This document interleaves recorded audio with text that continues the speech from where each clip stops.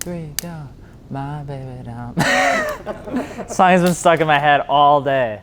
Oh boy. Outcast is not a bad group to have stuck in your head. When it comes down to buying stuff overseas, people have a tendency to give it a lot of flack, especially when you're buying something that's made in China. China's like this super bad, super angry, super just like bad, you just communist looking, you just buy America, you be American, that's like what you do. But we still go to Walmart, we buy things that are made in China, especially because it's sometimes a lot more affordable. You do it, I do it, we do it. If you only buy stuff made in America, you're either extremely loaded or you're lying to yourself, because that's just not how the world works anymore. We decided to see if that actually played true when it came to making wheels overseas. So we actually decided to go visit a Chinese wheel factory. Now don't be fooled, the Chinese wheel factory, we went not really like a whole lot. We spent 2 days there and we decided to learn a little bit about it because, you know, it's just something that we wanted to do. Because why else would we want to fly 17 hours to a country that we really didn't want to visit, to go to a factory that we ideally really didn't actually want to spend a whole lot of time in, a country that is like walking through an exhaust muffler without being able to see 5 feet in front of you, because like it's so bad when it comes down to like quality of air. We decided to risk our lives,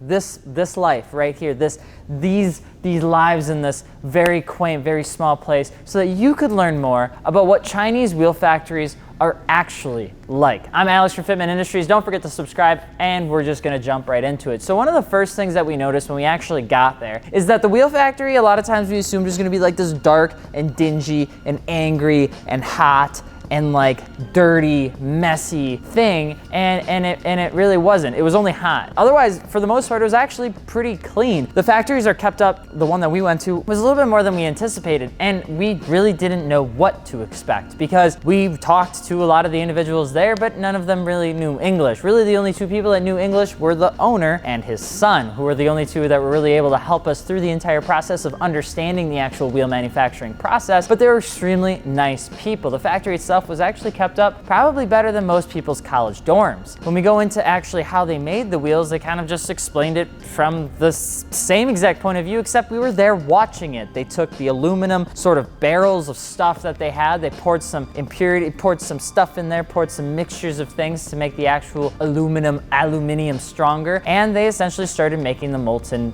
metal. They started pouring it, they did low pressure casts, they did rotary forging, they did all that sort of stuff, depending on what certain wheel companies actually wanted. Now, something that was really interesting was that the wheel factory wasn't super large, and for the size that it was actually pretty well kept up. There were certain sections that were meant for the X-ray stuff to make sure that there was no like micro cracks or anything like that, and that was kept in an entire different area. But the area for actually going through the process of making a wheel was relatively pretty clean. The scariest thing about the entire thing was how, well, not necessarily reckless, but how nonchalant they were about just taking barrels of molten hot metal and just flying with different like forklifts across aisles to get into the next area to start making wheels, or to take the wheels and start flying them across the other way. Like, it was dangerous, like it was a war zone, and we weren't ready for it, and we didn't know what was going on because it was in a different language. We didn't know, it was a scary time, but we did it for you. Now, one of the other things is, well, what about the actual quality control, right? We assume that a lot of stuff over in China is made very poorly, or that it's super cheap, so that's why you can afford it, and that no other real like expensive wheel companies make stuff in China, because that's not where that X brand makes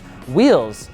That's completely fake. I mean, when it really comes down to it, we saw wheel companies, we saw their logos on all sorts of different brands, on all sorts of different designs, sitting right next to each other. So you would be surprised at what brand we would have seen sitting here and what brand we saw sitting not even 2 feet away, literally in the same exact factory, getting made same exact way, except one was 3 times more expensive because of the brand label that it had on it. The Chinese wheel factories, when we really got kind of down to it, really, are you gonna do that?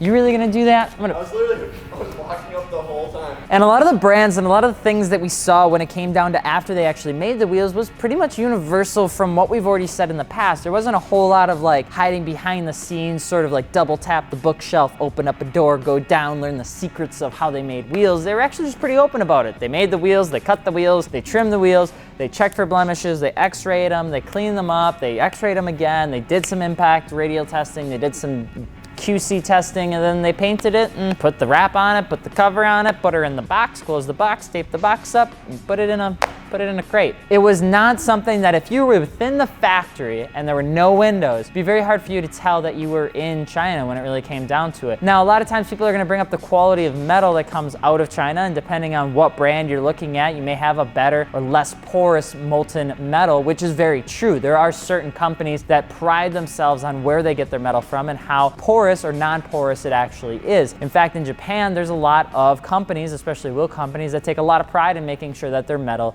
is not very porous. So that is something that you could definitely argue, and we're not scientists, we're auto enthusiasts, so I'm not gonna talk about porous levels and things like that because that sounds boring, and at the end of the day, when it comes down to audience retention, you don't want this to be science class, I can promise you that. Here's one of the things that we did find really almost different is just the overall quality of how the whole thing operated. Now, around here, we have people like Jasper scooting around, we have people like Mario losing in ping pong, we have people like Dom trying to grow his hair back, and we have people like me that are trying to make jokes about facial hair when I know sure as it's just never gonna grow in no matter how old I get. But over there, things are very serious. Things are not fun. Things cannot be fun. You do your job, you do it right, and you're gonna have a good day work. But if you do not have a good day, you can bet your ass that that guy with the cap and the suit, without the suit top, in the, you know what I'm talking about, that one guy that's like the floor manager, is like going down to like just rip somebody up because they did something wrong or they're not moving fast enough. So that was something that we found was a little bit weird. They weren't really a fan of whatever that one guy was doing. I don't know what that guy was doing, but he obviously wasn't doing it right, and everybody knew it because there's molten metal flying down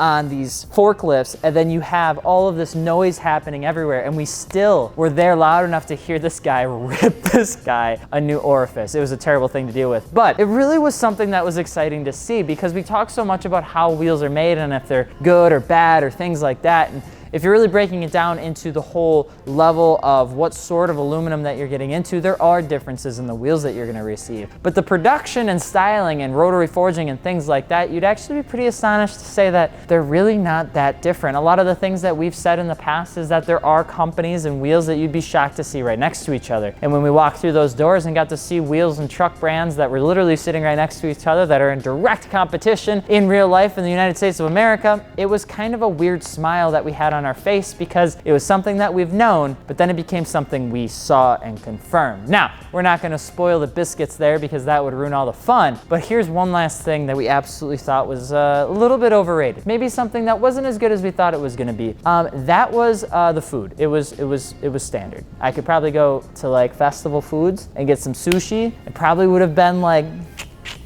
but I don't know. And that was just my opinion. Final thing though, Fuller was on the 23rd floor of his hotel room and he still couldn't see out the window because the smog is that bad. I urge you to never go to where we went in China because the smog is so bad.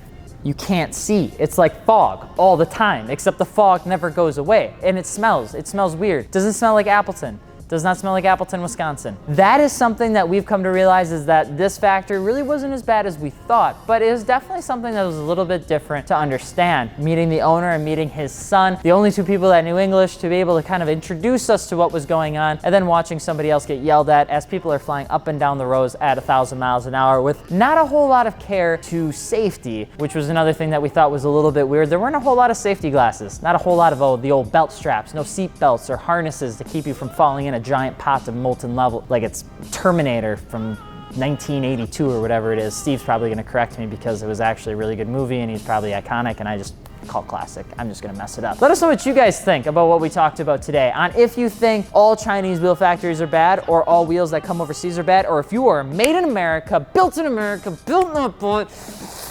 kind of guy, because we enjoy those kind of people too. It's okay to be proud of your country. I'm not going to judge. I'm Alex from Fitment Industries. Don't forget to subscribe.